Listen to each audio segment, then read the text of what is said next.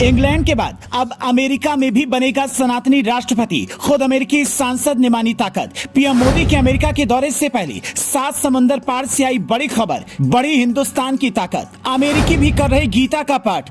America में बढ़ रही भारतीयों की संख्या और दबदबा भी कायम।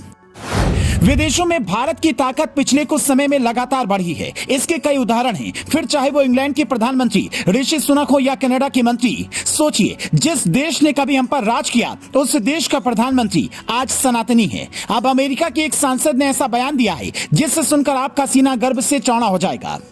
दरअसल अमेरिका की कैपिटल हिल में आयोजित पहले हिंदू अमेरिकी शिखर सम्मेलन का आयोजन किया गया, जिसमें रिपब्लिकन सांसद मैक कार्मिक ने कहा, इस प्रवासी आबादी के लिए मेरे मन में बहुत सम्मान है। इन्होंने अमेरिका में बहुत कुछ जोड़ा है और सब कुछ बेहतरीन है। मैं इस बात को बार बार कहता हूं कि ये समुदाय अगर जागरूक हो जाता है और उन्हें यह एहसास हो जाता है कि उनके पास कितनी ताकत है, तो वो अमेरिका का अगला राष्ट्रपति तय कर सकते हैं।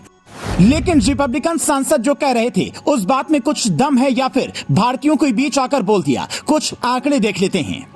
पिछले कुछ वर्षों में अमेरिका में भारतीय और हिंदुओं का वर्चस्व बढ़ा है। 2015 की प्यू रिसर्च सेंटर की एक रिपोर्ट के मुताबिक अमेरिका में आबादी के लिहाज से हिंदू धर्म मानने वाले लोगों की संख्या चौथे पायदान पर पहुंच गई है। साल 2007 से 2014 के बीच हिंदुओं की आबादी में लगभग 85% की बढ़ोतरी दर्ज की गई। 2007 में अमेरिकी हिंदुओं की संख्या लगभग 0.4% थी, जो कि 2014 में बढ़कर 0.7% हो गई। रिपोर्ट के मुताबिक अमेरिका में लगभग 20 लाख भारतीय मूल के अमेरिकी हैं जिन्हें वोट देने का अधिकार प्राप्त है। हालांकि इसमें सभी हिंदू नहीं हैं, लेकिन 2016 के राष्ट्रपति चुनाव में डोनाल्ड ट्रंप ने पहली बार हिंदू कार्ड खेला था। 2016 में एक चुनावी रैली को संबोधित करते हुए ट्रंप ने कहा था, हम हिंदू से प्यार करते हैं, हम भारत से प्यार करते हैं और मैं हिंदू धर्म और भारत का बहुत बड़ा फैन हूं। 2020 के चुनाव में भी भारतीय मूल की उपराष्ट्रपति पद की उम्मीदवार कमला हैरिस के एक रिश्तेदार ने एक ट्वीट में कमला हैरिस को दुर्गा के रूप में, राष्ट्रपति पद के उम्मीदवार जो बाइडेन को शेर का मुखौटा पहने हुए और डोनाल्ड ट्रंप को महिषासुर के रूप में दिखाया था। सरकार बनने के बाद बाइडेन सरकार ने 130 से ज्यादा भारतीय अमेरिकियों को प्रमुख पद सौंपे।